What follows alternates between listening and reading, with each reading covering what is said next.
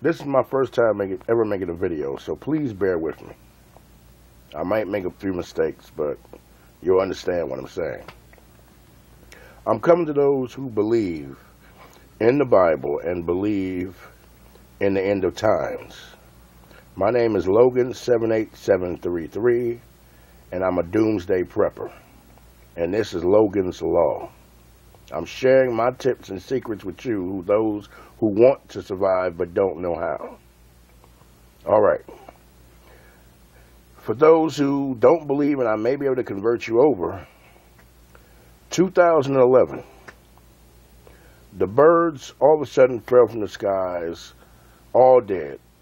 Fish all over floated up from the river dead. They couldn't figure out what it was. They tried to say it was some kind of eco virus or whatever, but they never did find out what. 2011, sinkholes started opening up all over the places. They couldn't determine how deep they were. They couldn't determine why. Me, myself, believe they're gateways from hell. As in the Bible, it says, the dead shall rise and walk the earth again. I believe they're gateways from hell for demons to come up and possess the dead, sick, and maimed, and dying. 2012, you can find all this on YouTube. 2012, different countries such as Asia, India, Quebec, they heard this amazing loud sound out the sky at the same time.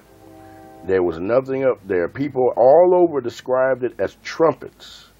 And anybody that knows, you can go in the Bible and see that the angels blow the trumpets and such. Now, 2013, in Asia, India, Quebec, and in Egypt, where it is a desert, it rained, red rain.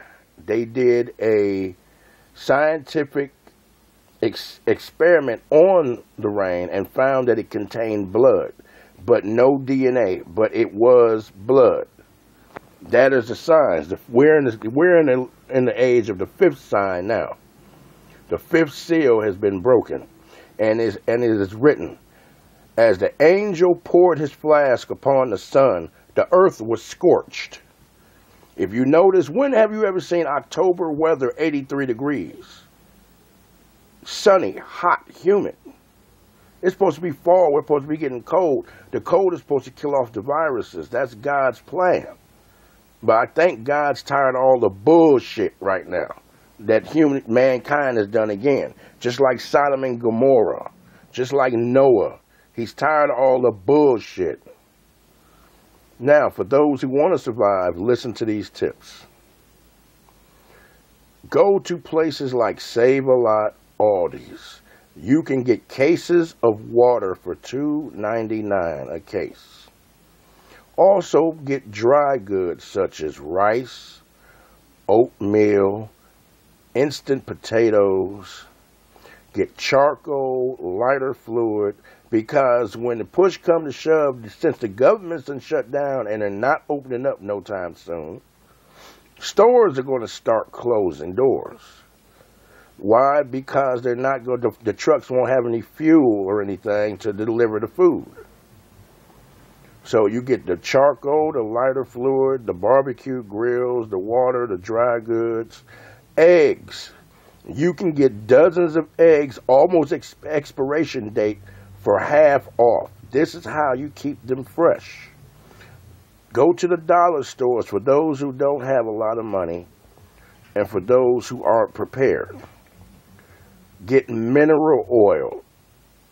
Take mineral oil, take each egg out of the carton, slather mineral oil all over it, replace it back in the carton. Close the carton after you've done all the eggs and every carton. Put them in a dry, cool, dark place. They will stay for 5 years fresh.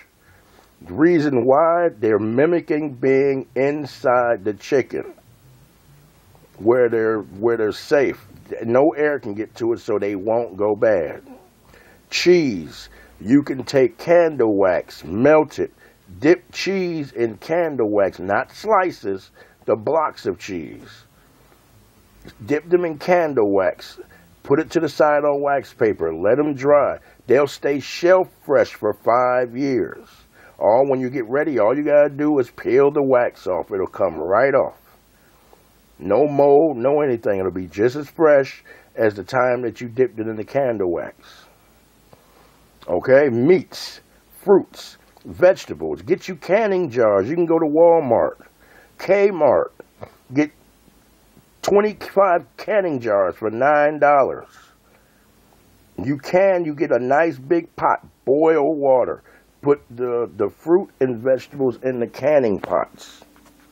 Dip it in the water. Let it set till everything starts to boil, the juice and the water inside the canning jar.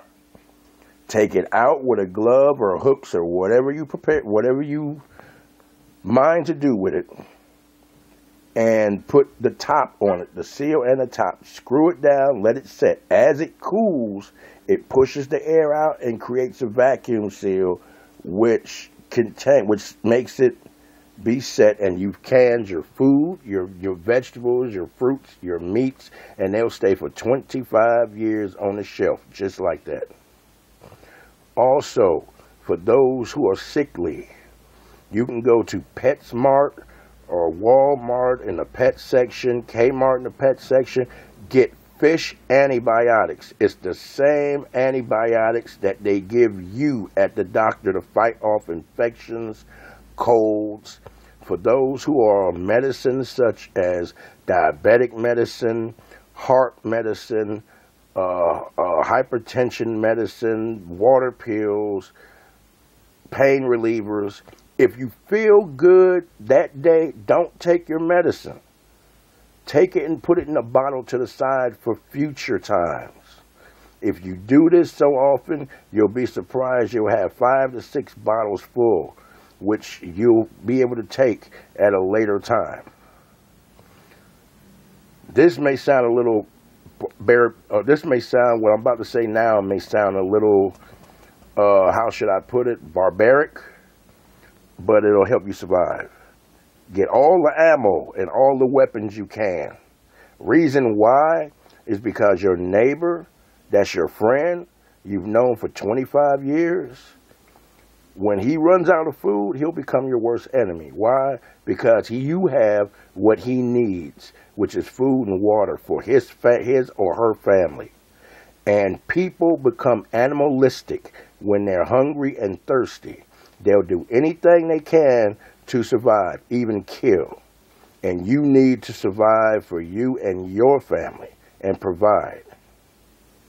When the time comes where all this happens and you don't have gas or if you want to call it fuel to go places, get you a bucket, abandoned cars on the roads, a screwdriver, get under there, poke a hole in the gas tank, let it drain out. For those who run out of water, you can go to abandoned houses and you can look in the back of toilet bowls where it's fresh water. All you got to do is get it and boil it. Hot water tanks, drain them for the water, boil them. If you don't have a way to start a fire, you can take a car battery, jumper cables, and an SOS pad, and tinder and firewood, and take the jumper cables connected to the battery, put one end of the jumper cable, the negative on the SOS pad, put the other end of the positive on the SOS pad. It will turn red hot and start a fire on the tinder and the firewood. Once the fire starts, disconnect the cables from the SOS pad of steel wool. It's a lot of different tips, a lot of different things you can do to survive, but you got to want to live. I hope this information has been nourishable to your brain for what's to come. Like I said, this was my first ever video. I know I made a lot of mistakes, but I hope what I did tell you got through to you, and you'll listen and heed these words and take these tips and don't take it lightly, because it's coming. It's coming. Obama's the Antichrist, and it's coming. Matter of fact, it's here. So please, please, I beg you, do what's right. Thank you.